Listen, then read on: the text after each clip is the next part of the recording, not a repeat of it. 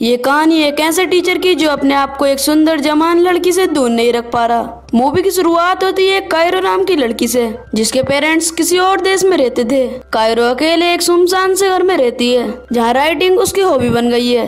अब जंगलों में होते हुए कायरो अपनी क्लास में पहुंचती है, जहाँ उसे जोनाथन मिलर मिलता है। जोनाथन एक मिडिल एज आदमी है, जो कि एक सक्सेसफुल राइटर तो बन नहीं पाया, तो वो एक टीचर बन गया। कायरो को क्लास में आने पर जोनाथन उसे बस में दी हुई कुछ बुक पढ़ने को कहता है, पर कायरो ने वो सारी बुक पहले ही पढ़ ली थी। और तभी वहाँ एक लड़की और बिनी आ जाती है, जो क्लास की स्टूडेंट होने के साथ साथ कायरो की दोस्त भी है। अब वो दोनों कुछ खाने के लिए बाहर चले जाते हैं, तो जोनाथन को कायरो के सामान में एक अडल्ट बुक दिखी। अब जोनाथन का दोस्त मॉरिस भी वहाँ पर आ जाता है, और वो जोनाथन से वो अडल्ट बुक लेकर उसे पढ़ने लगता है। मॉरिस और जोनाथन कायरो के पास जोनाथन की लिखी हुई बुक की कॉपी देखकर चौंक गए। और रात को जोनाथन की वाइफ भी अपने काम में बिजी होती है, तो उसका ध्यान जोनाथन अपनी तरफ लाने के लिए उसे बताता है, आज क्लास में एक स्टूडेंट मेरी बुक पढ़ रही थी। और तभी बी को उसके काम से कॉल आ गई। कॉल के बाद बी और जोनाथन साथ में ड्रिंक करते हैं। वो धीरे धीरे बहुत ही ज्यादा करीब आ जाते हैं, और तभी बी को फिर से कॉल आ जाती है, और जोनाथन ऐसे ही रह गया। अगले दिन वो ये सब मॉरिस को बताता है, और मॉरिस उसका मजाक बनाने लगता है। और तभी वो दोनों जंगल से आते हुए कायरो को देखते हैं। पिछली रात से जोनाथन उसे बहुत ही ज्यादा ध्यान से देख रहा था।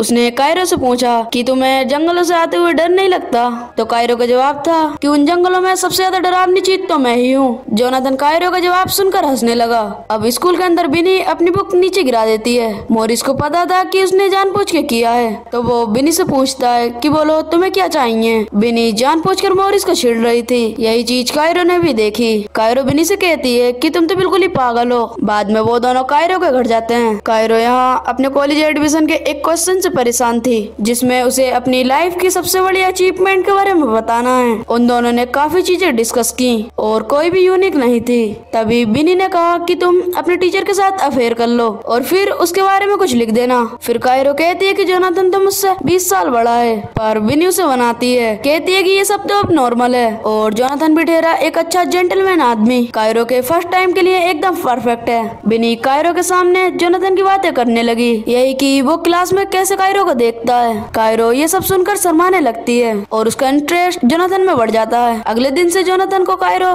घूर घूर कर देखने लगी। जोनाथन उससे पास आकर कहता है कि क्लास के बाहर मुझे मिलना। अब क्लास के बाद जोनाथन मॉरिस को डिनर के लिए इनवाइट करता है। मॉरिस यहाँ से एक डांस स्टेप करते हुए चला गया। उसके जाने के बाद जोनाथन उसके स्टेप ट्राई करने लगा, और तभी वहाँ पर कायरो आ जाती है। उन दोनों ने ये बात हंसकर टाल दी। जोनाथन कायरो के लिखे हुए एक पैराग्राफ से इतना ज्यादा खुश था कि उसे पूरा पैराग्राफ वर्ड टू वर्ड याद था। कायरो ने भी ये देखा कि उसने उसके पैराग्राफ पे काफी ध्यान दिया, और वो भी खुश हो गई। जोनाथन चाहता था कि कायरो किसी अपने फेवरेट ऑथर के स्टाइल में एक शॉर्ट स्टोरी लिखे। अगर वो ऐसा कर देगी तो जोनाथन उसे फुल नंबर देगा, और तभी कायरो एकदम ही मान जाती है। कायरो जोनाथन से कहती है कि मैंने भी आपकी बुक पढ़ी है। कायरो को भी जोनाथन की तरह पैराग्राफ के वर्ड टू वर्ड याद थे। जोनाथन ये बात सुनकर काफी खुश होता है। वो कायरो को वीकेंड के लिए एक जगह पे बुलाता है, जहाँ वो उसके इस असाइनमेंट के बारे में डिस्कस करेंगे। अब रात को बोरिस, जोनाथन और उसकी पत्नी एक डिनर पर गए। यहाँ पर बिनी उनका एक ऑर्डर लेने आती है। बी ने जोनाथन से पूछा कि वही लड़की है जिसकी तुम बात करते हो।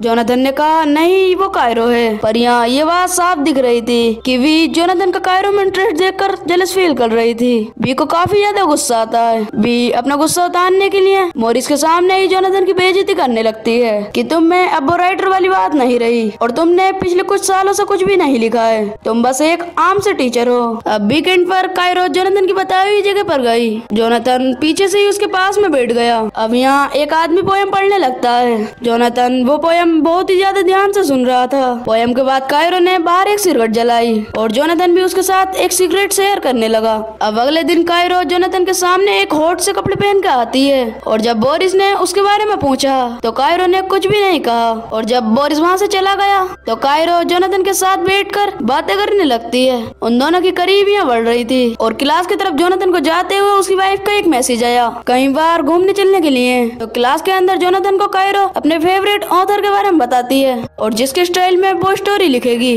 मगर जोनाथन अपने घर जाने की जल्दी में था, तो उसने जल्दी में ही हामी भर दी। उसके बाद विनी जोनाथन के टेबल पर चढ़कर कायरो को चिढ़ाने लगती है और तभी जोनाथन को मिलने के लिए वहाँ पर बोरिस आता है। विनी बोरिस को भी छेड़ने लगती है। वो उसका फोन अपने कपड़ों में डाल लेती है पर यहाँ कायरो को अपना फोन नहीं मिल रहा था। दूसरी तरफ जोनाथन का उसकी वाइफ के साथ जाने का प्लान कैंसिल हो गया था क्योंकि वो अपने काम में बिजी थे और तभी जोनाथन को कायरो का कॉल आता है। दरअसल जोनाथन कायरो का अपने बैग में गलती से फोन ले आया था। जोनाथन और उसकी वाइफ का प्लान वैसे ही कैंसिल हो गया था तो जोनाथन कायरो को उसका फोन देने के लिए निकल जाता है और जैसे ही वो कायरो के घर के बाहर पहुंचता है वहाँ पर बारिश होने लगती है। कायरो एक हॉट सी ड्रेस पहनकर जोनाथन की तरफ आती है और वो एक दूसरे को देखने लगते हैं और तभी वो दोनों एक दूसरे को किस करते हैं। इसके बाद जोनाथन वापस अपने घर आ जाता है। यहाँ कायरो ने उसे एक मैसेज सेंड करा। जोनाथन की वाइफ उसे कहती है कि तुम्हारे यहाँ होते हुए मैं अपना काम नहीं कर पा रही तो जोनाथन वहाँ से अपने एक छोटे से केबिन में चला गया। यहाँ जोनाथन ने कायरो की भेजी हुई स्टोरी प्रिंट की। जोनाथन उसे पढ़ने लगा। ये एक अडल्ट स्टोरी थी जिसमें जोनाथन और कायरो जैसे टीचर की बात की गई है। जोनाथन इसे देख के एक्साइटेड हो गया। फिर अगले दिन जोनाथन क्लास में जाता है। फिर जोनाथन कायरो को वैसे नहीं बुलाता जैसे पहले बुलाया करता था। कायरो ने पूछा ये आपको क्या हुआ। जोनाथन कहता है कि उसे उसकी स्टोरी बिल्कुल भी पसंद नहीं आई, उसमें बहुत ज्यादा गलत चीजें लिखी हुई थी। फिर कायरो कहती है जो कुछ लिखा था सच लिखा था, ये सब हमारे बारे में है। फिर जोनाथन मना कर देता है। जोनाथन कहता है कि हमारे बीच में कुछ भी नहीं है, हम बस एक टीचर और एक स्टूडेंट हैं और कुछ भी नहीं। ये सुनकर कायरो का दिल पूरी तरीके से टूट जाता है। जोनाथन कायरो से कहता है कि ये सब नहीं तो दोबारा लिखो, नहीं तो मैं तुम्हें फेल कर दूंगा। कायरो कहती है कि मेरी स्टोरी एकदम परफेक्ट है, तुम बस डर रहे हो, जो तुम नहीं लिख पाए बस मैंने लिख दिया। कायरो जोनाथन को नीचे दिखाने के लिए उसे एक बेकार राइटर कह देती है। कायरो जोनाथन से कहती है कि अगर तुम में दम है तो मुझे फेल करके दिखाओ। कायरो रोते हुए घर जाकर बिनी के साथ ड्रिंक करने लगती है। दूसरी तरफ जोनाथन के चेहरे पे भी टेंशन साफ दिख रही थी। जोनाथन की बीवी जोनाथन से पूछती है कि क्या हुआ। जोनाथन उसे कायरो की लिखी हुई स्टोरी के बारे में बताता है। स्टोरी की लाइन सुनकर वो भी एक्साइटेड हो गई और जैसे ही वो दोनों वहाँ पर कुछ कर पाते और तभी वहाँ पर बोरिस आ जाता है और एक बार फिर से जोनाथन ऐसे ही रह गया। दूसरी तरफ कायरो और बिनी बात कर रहे होते हैं। कायरो बिनी को कहती है कि जोनाथन बस उसके करीब होने का दिखावा कर रहा था। कायरो अपना ध्यान भटकाने के लिए उससे कहती है कि तुम बोरिस को मैसेज करो। अब बिनी बोरिस को छेड़ने लगती है पर उसकी बातों का बोरिस पर कुछ भी असर नहीं हो रहा। बोरिस का अपनी तरफ ध्यान खींचने के लिए कायरो ने एक फैसला किया। उन दोनों ने अपने अपने कपड़े उतारे और वो दोनों अपने फोटो क्लिक करके बोरिस को भेजती हैं और बोरिस ने जैसे ही ये देखा वो जोनाथन के घर से निकल गया और तभी जोनाथन की बीवी को जोनाथन के स्कूल से कॉल आता है। कायरो और उसके बारे में वहाँ पर पता लग चुका था। उसकी बीवी ये जानकर चौंक गई कि एक स्टूडेंट की लिखी स्टोरी से इतना सब क्यों हो रहा है। वो जोनाथन से पूछती है कि उस लड़की और तुम्हारे बीच कुछ और भी है, मगर जोनाथन साफ मना कर देता है। फिर अगले दिन कायरो क्लास में नहीं आती, वो बॉयज प्रिंसिपल के ऑफिस में थी। बॉयज प्रिंसिपल ने कायरो और जोनाथन से पूछा कि ये सब क्या चल रहा है। कायरो ने साफ साफ सब बता दिया।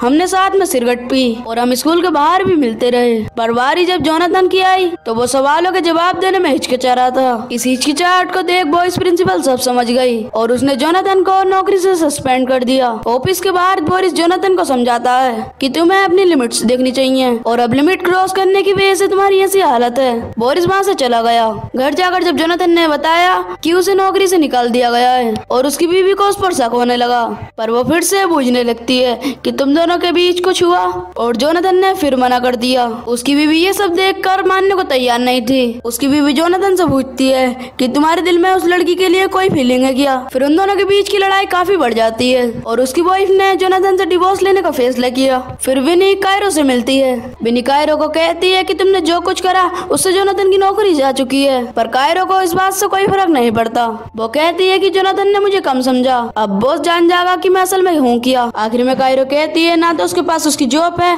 ना ही उसकी वाइफ और ना ही वो अब बुक लिख पाएगा। तो दोस्तों ये कहानी यहीं पर एंड हो जाती है। तो दोस्तों आपको वीडियो की एक्सप्लेनेशन कैसी लगी नीचे कमेंट कर बताना। अगर आपको वीडियो पसंद आई हो तो वीडियो को लाइक करके चैनल को सब्सक्राइब कर देना। तब तक के लिए till then take care, love you, bye bye.